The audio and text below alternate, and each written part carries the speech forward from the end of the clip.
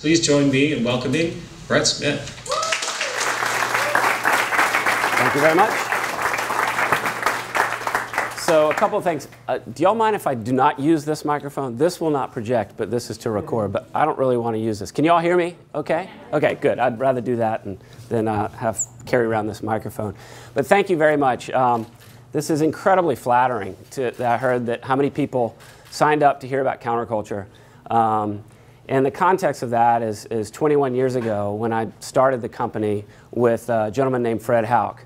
And what I want to do today is just talk a little bit about that, sort of the early years of counterculture, and maybe spend about a minute per year taking us up to where we are today. And really how, through the years, embracing sustainability and transparency is part of that, has modeled our business plan, has modeled our company, has helped us, and I think has helped us have the success that we've had. So I will take you back for just a minute. 21 years ago, I was in graduate school at Carolina getting my MBA, and I wanted to start a company. The product wasn't as important as I had the entrepreneurial itch. When I applied to business school, they had those ridiculous questions: where do you see yourself in 5 years and 10 years? And in both of those questions I answered with, I will have started a company, or I'm just trying to do something with a small business for some reason. That was in my mind. But I kept seeing this company called Starbucks on the headlines. And believe it or not, back then they had about 700 stores. And now they have, I think, 20,000, and they're opening up 3 or 4 a day in China. So an amazing company. And I have a lot of respect for Starbucks, and I think most people in our segment of the industry should really thank Starbucks for introducing coffee to a much larger audience. And believe it or not, between my first and second year of business school, I worked on a municipal bond trading desk at T. Rowe Price in Baltimore. I had a finance background, and I wanted to, that's what internships are for, to see what you want to do. But once again, the news, the Bloomberg, kept talking about Starbucks, Starbucks, Starbucks. And long story short, I ended up meeting a guy named Fred Houck, who was with a tiny little coffee company in Durham. I thought I knew everything about business because I had an MBA. And he certainly knew a lot about coffee, and he wanted to go on his own as well. So we met in a restaurant in Chapel Hill that's no longer there called Pie Wacket, and we ended up talking for about 3 hours. I'd never met him before. I talked to him on the phone, but after that meeting, we decided we were going to go into business together. And so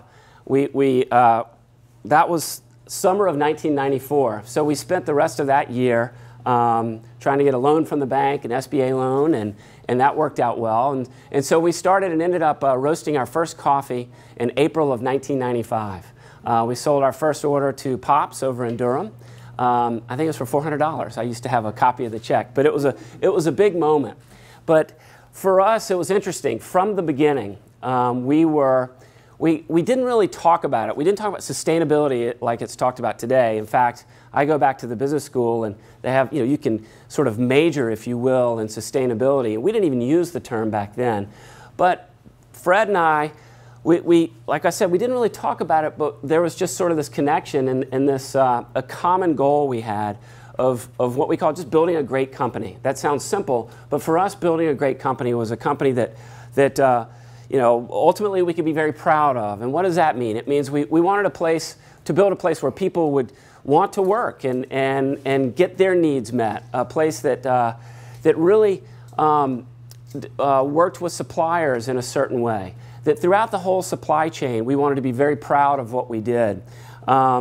We were focusing on quality from the beginning. We've never operated coffee shops. We're just wholesale, so we just roast and we sell to restaurants and coffee shops and specialty grocery stores. Back then, believe it or not, there were very few coffee shops. There were, I think, 2 in Chapel Hill. And so we really sort of cut our teeth, if you will. Fred had experience in the business, but we really, the early years, we were selling to the culinary community in the Triangle. And the Triangle is blessed with an amazing culinary community, and it's also blessed with some amazingly demanding chefs. And I learned my lesson about walking in, right before service time and asking a chef what his order is for the day. I've been chewed out many times, but I learned my lesson. But the point with that is we were certainly influenced by a lot of the farm to table before it even was talked about like it's talked about today. So we were fortunate early on to be pushed towards quality and to be pushed sort of, not pushed, but given the opportunity to do things that now are referred to as sort of the triple bottom line. From the beginning, we tried to have benefits for employees. From the beginning, we wanted to work closely with farmers. Although back then, when we would buy coffee, we'd get a fax, which some people probably have never seen a fax, and it would curl up and roll behind the file cabinet. But that's how you'd buy coffee, and you look at it and say, okay, Colombian coffee, I'll buy, and they'd have certain specifics, but that's how you'd buy coffee. But since then, over the years, we've gone back the supply chain all the way back to the farmers, and I'll expand on that a little bit more in a minute. But early on, we wanted to, like I said, have great benefits for the employees. We wanted to really have we wanted to go out and compete and really work hard in the market, but do it in a way that sort of garnered the respect of our peers. We're gonna go hard, but we're gonna do it in a way that earns respect as opposed to just sort of sneaking in the best way possible.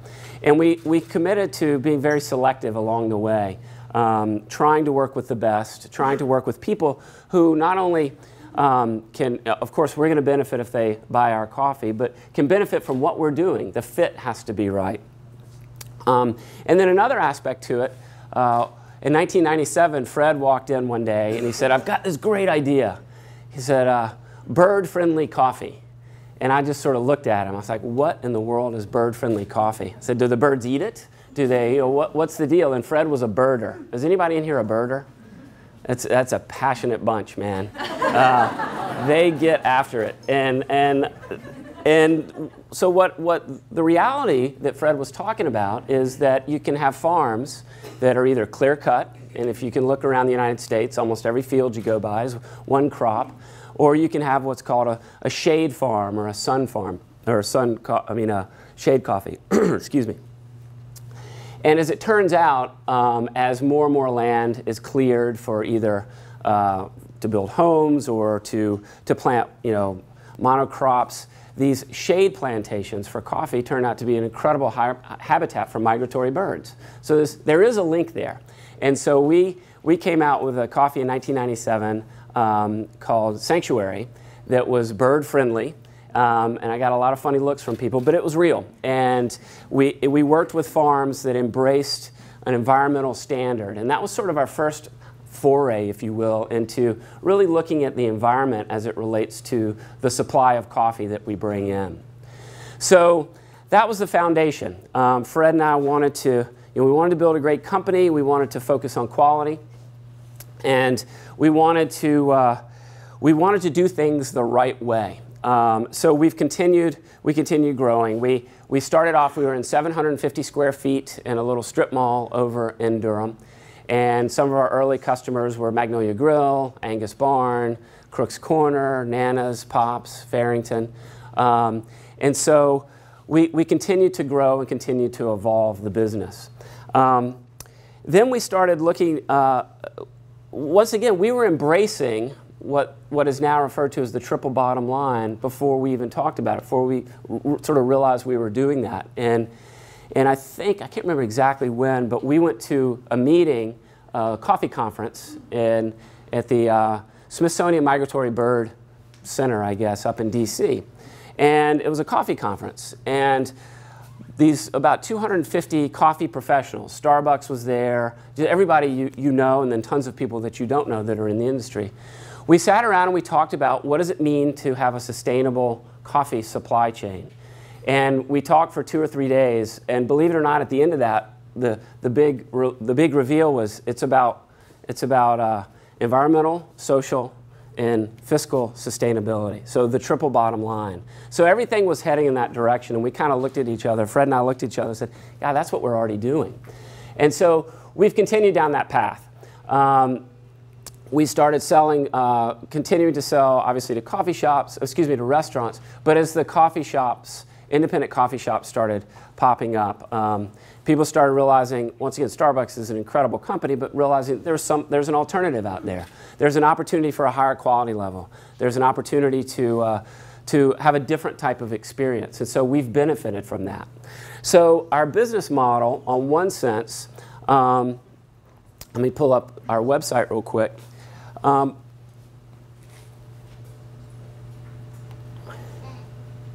So our business model is based on a couple of things. I talked about this, focus on quality, the focus on sustainability. And then we looked around and we started realizing that if you just take green beans, because that's what color the unroasted coffee is, and no matter how good they are, if you just turn them brown and you send them out to a customer, you're going to fail because there is a lot of competition out there. I mean, I don't know how many roasters there are in Raleigh, but it's a surprising number. I think in Chicago, where we sell, there I think 27 different little roasters, not to mention much larger ones. So it's a very competitive market. And so what we started seeing was that this focus on sustainability, focus on transparency, and I'll dig more into that in a second, and focus on supporting our customers, finding the right fit was really a crucial part of our business model. So education was something that we recognized is a very powerful thing. If you teach someone something, if you help them learn, if they advance in their career, or if you're a coffee shop and we can help you do a better business, that creates not only a good business connection, but it creates a real bond.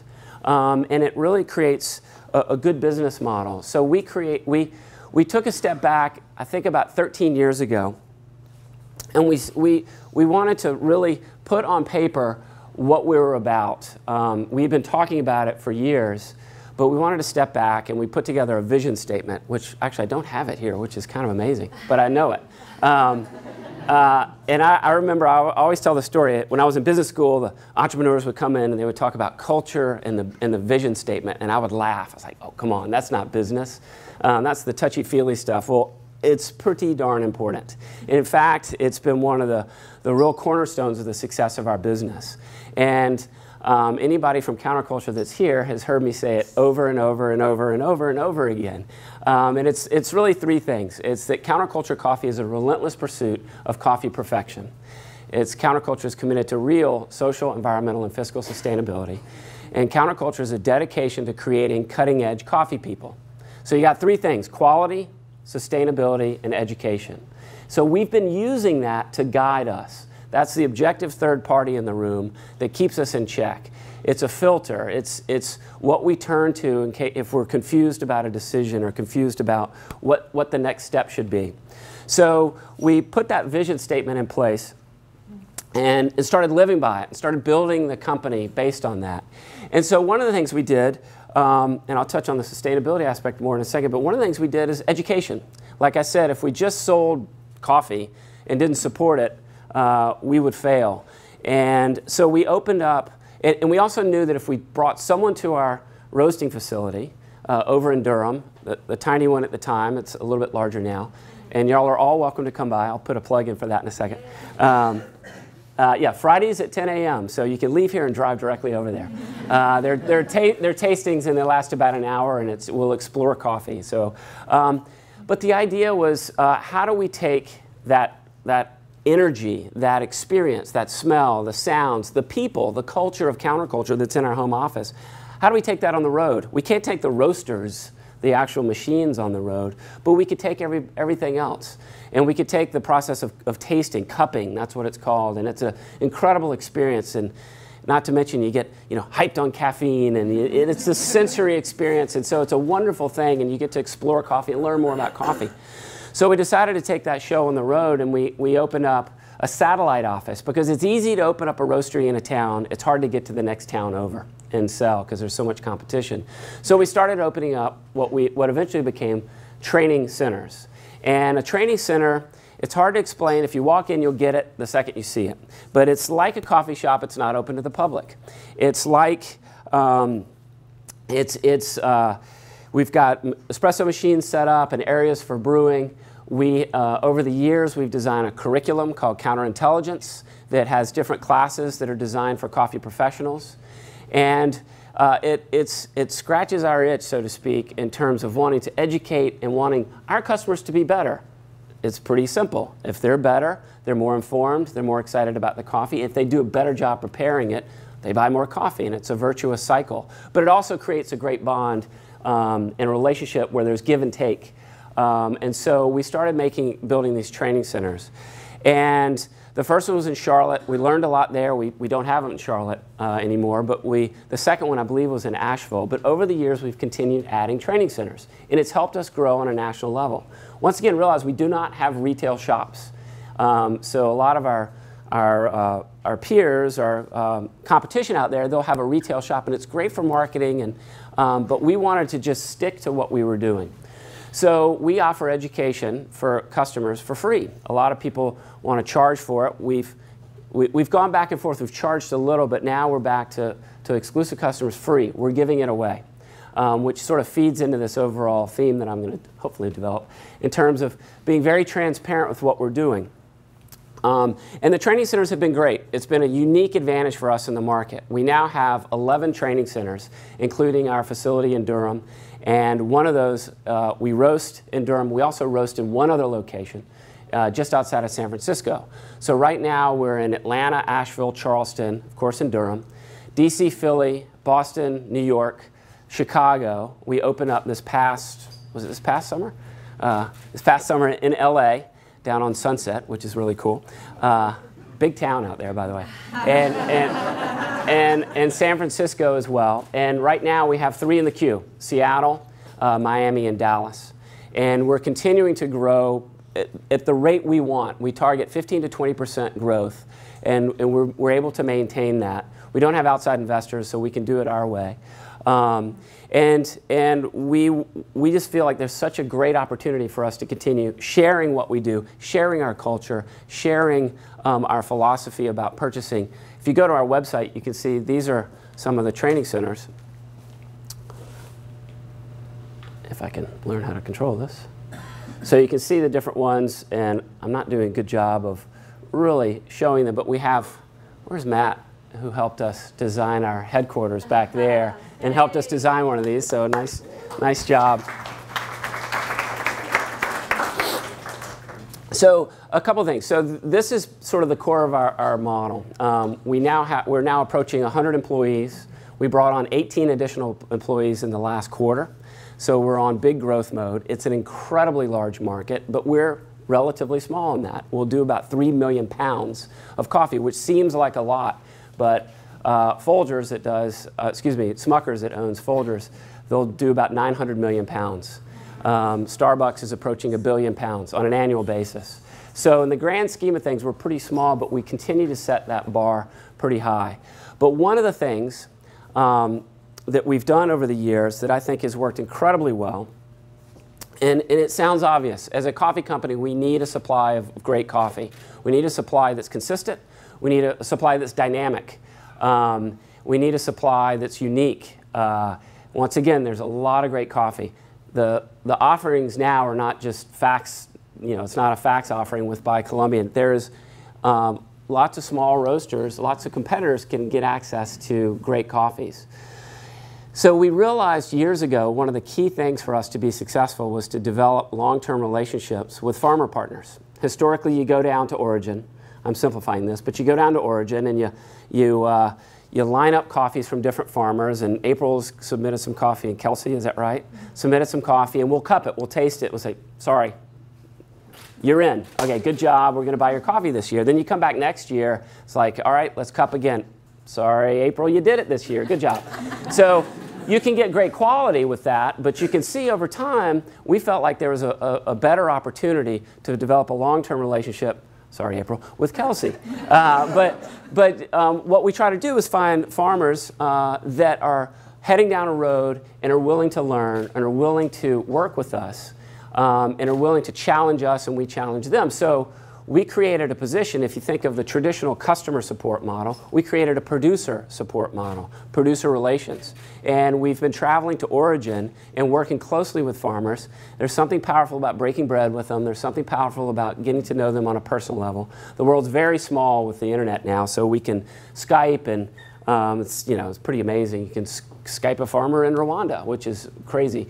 But that close relationship is really pretty powerful. And then what that has allowed us to do is to understand their needs, to really appreciate what they're all about.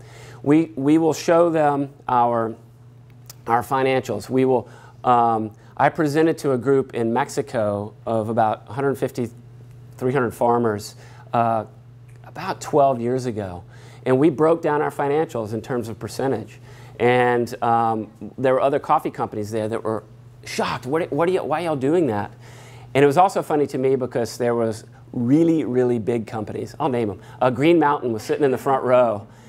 Green Mountain, who will do 600 million pounds this year. But they're in the front row taking their notes about Counterculture's financials,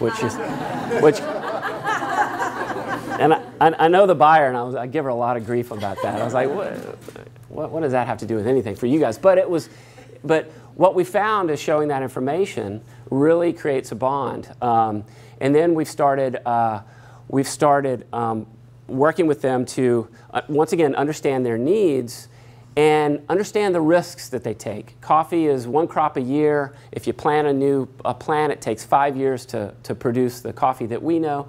It's a big part of their income, saying, okay, Kelsey, this year I want you to try these things. If it doesn't work out, we're going back to April. So that just doesn't work. And so we figured out a buying strategy and a buying model where we can share the risk, and we can, if they practice best practices, then we'll buy the coffee, and we've created sales channels to accommodate that. So another thing that we've done through the years, I think we're doing good on time here, is we've started producing a transparency report. Transparency report where we talk about our operations. We talk about our carbon footprint. We publish the prices we pay to farmers. And I had some friends in the industry that got really mad at us for doing that. But at the end of the day, we think that's important. We want to be very open. And it has not come back to bite us in the least. In fact, I think it's set us apart in many respects. They're laughing back there. Maybe they know of when it has bitten us. But ultimately, we think being open, being transparent, having contracts, a transparency contract with the entire supply chain from the farmer all the way to us, where everybody can see what each individual is getting paid, that has led to stronger relationships. It's led to access to better coffees. It's led to us, I think, being able to continue to open training centers and people in this room interested in counterculture. I think all that has been part of it. And I want to sort of finish with one story. I don't know if it's pure transparency, but it's a different way to think about business in terms of what the benefit is sometimes of giving stuff away. And this behind me, I don't know if everybody can see it, but this is the Coffee Taster's Flavor Wheel. Okay, so the background story is that there was originally, this was an evolution of a flavor wheel that had been in the coffee industry since the early 90s. It was developed by a guy named Ted Lingle. It was taken from the wine industry. It became the standard. Every tasting room for a coffee company had the old flavor wheel. But our head buyer, Tim Hill, who's sort of this mad scientist, he came to me and he was saying, yeah, I'm going to take the flavor wheel, and it just doesn't work anymore. It's developed in the early 90s. Tastes have changed. The industry has evolved. And I want to take a look at it and make it more intuitive. The other one actually had a misspelled word, and that was always the joke. If somebody's describing a coffee using that descriptor, then you're like, you're amateur. So, poser. But ultimately, long story short, he took it and he evolved it. He evolved it to make it more intuitive to the current taste. He evolved it to make it more relevant. And we laid it out like this, and then we published it on our website. And we put it up for free. And people were, oh, you should charge for it.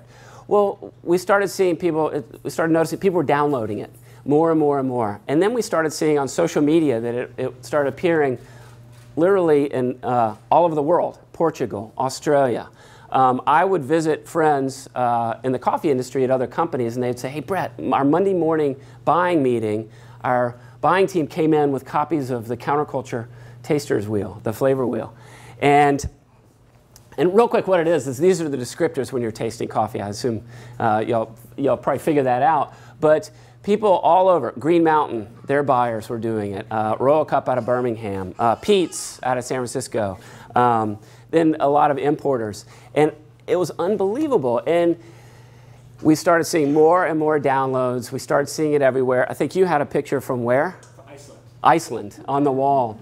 And it was a sort of funny story. And I can say this because I know all the parties involved. The original producer of the other flavor wheel was the Industry Association, SCAA. Ultimately, the Wall Street Journal picked up on this. And they did a story on the front page of the Wall Street Journal saying, how about some meat-like coffee in the morning, because that's one of the flavor descriptors. And they talked about how this flavor wheel, and gave the story that I just gave, but they compared it to the old flavor wheel. And they concluded the article by saying, you can download the flavor wheel for free from Counterculture, or you can pay $5 and download it from the SCAA.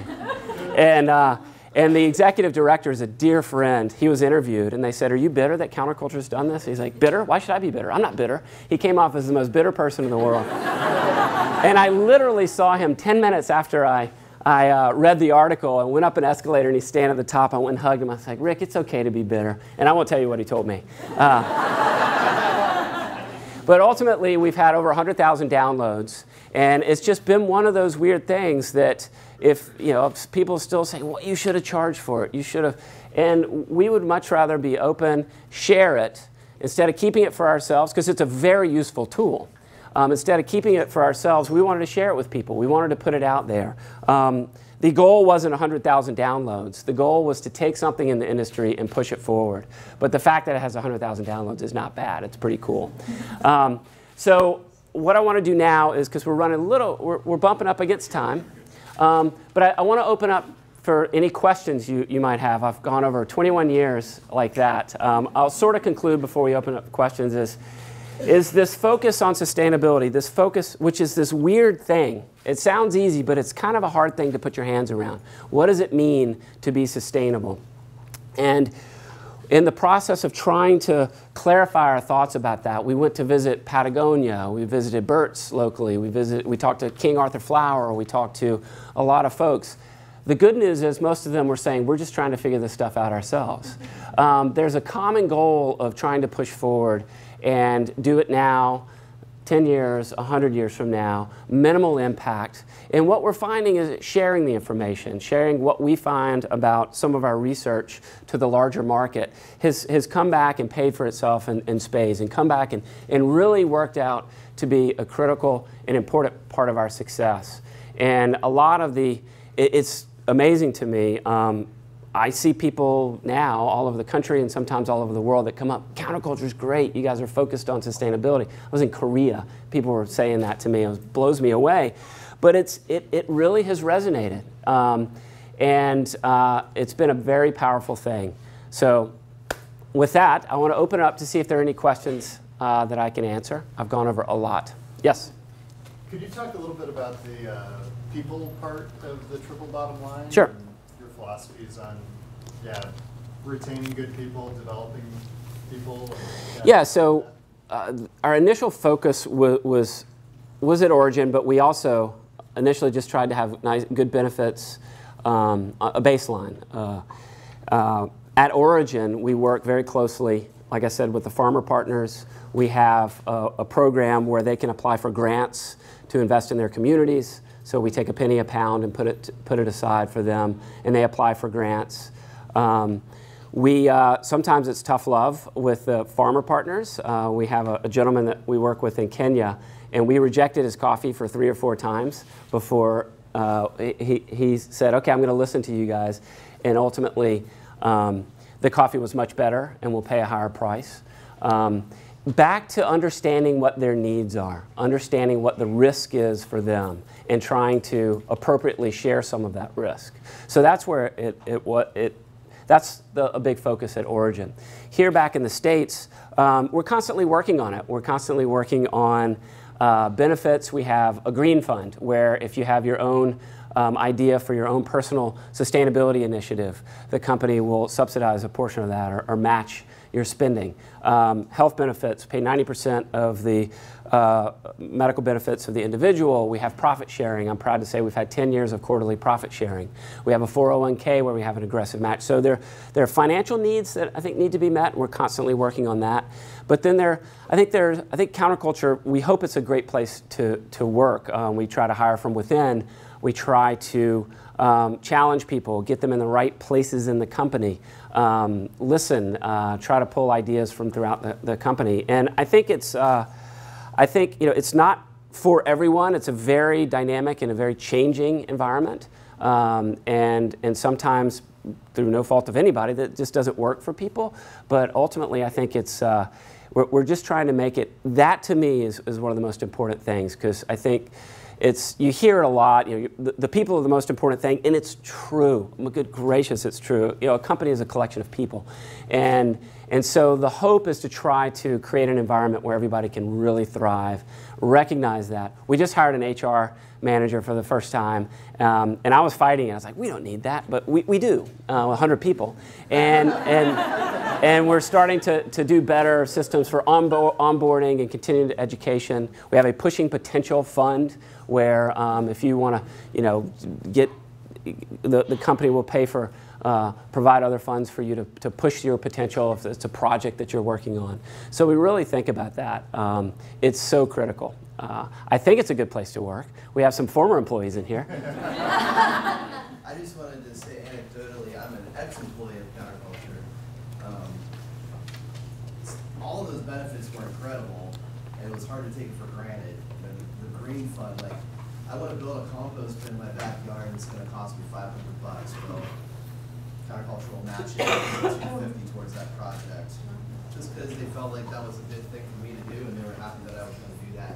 And all that stuff was amazing and great, but for 4 years, twice a year, they flew all the employees into Durham, and we'd meet at the headquarters, and we'd have a company meeting, and we'd all get to sit down and talk to each other, and I'd listen to that guy give the vision statement again and again and again. I think the best thing for me as an employee was that we had a shared vision, and we were kind of like all in it together, and we were on the same page, and we knew we were all working towards within our different goals. And even though we were spread out all across the country, which Jenny and I are our own company now, and it's crazy. Slingshot Coffee, Cobra. Rockstar. Like all across the country, it was just a really amazing place to work because of that shared mission and drive. And Brett's office was across from mine when I worked there, and his door was open, and I could just go in. He's the CEO. And I was asleep. Yeah, so. Let's do one thing. I know some people might have to leave, but I did want to. Over the years, we've certainly gotten better at communicating our message, and we put together a nice video, and Christy helped with this. Come here. Good job.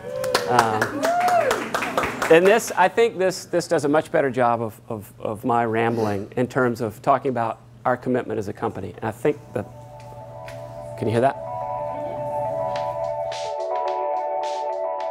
At Counterculture Coffee, we believe in pushing potential in every aspect of what we do. To make that possible, we are committed to transparency. Transparency enables ongoing improvement, holds us all accountable to our commitments, and helps our customers know more about the products they buy. The push for improvement is a never-ending process, especially in our coffee buying relationships.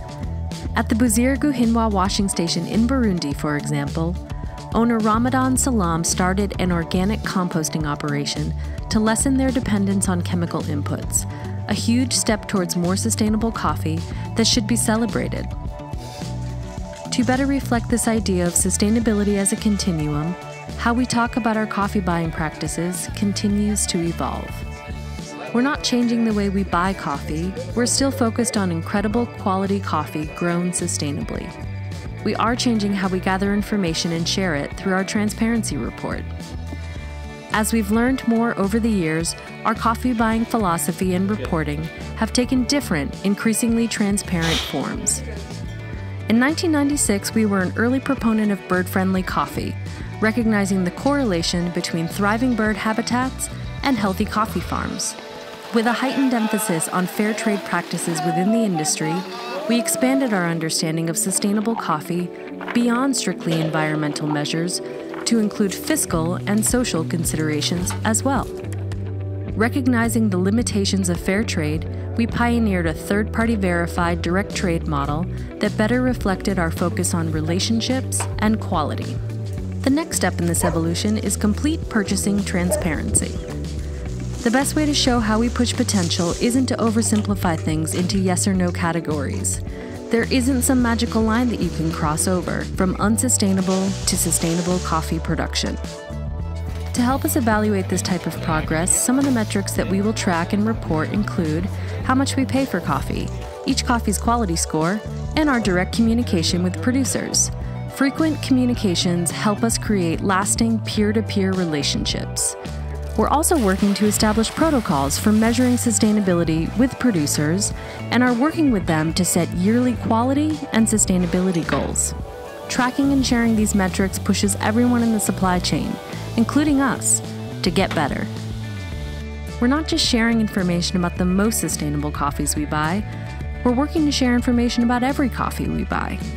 This level of transparency is unique in the coffee industry, and we hope it empowers everyone involved to achieve a more equitable supply chain. The push for more sustainable coffee doesn't stop with counterculture. We're sharing comprehensive information to empower you to draw your own conclusions about the progress of our partnerships and our coffees, helping you know more about the products you buy.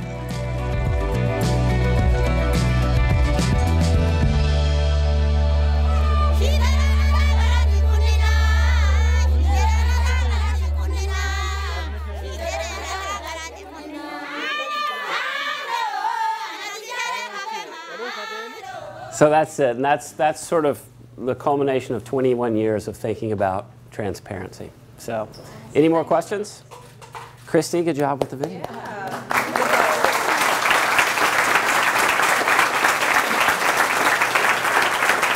We'll wrap up.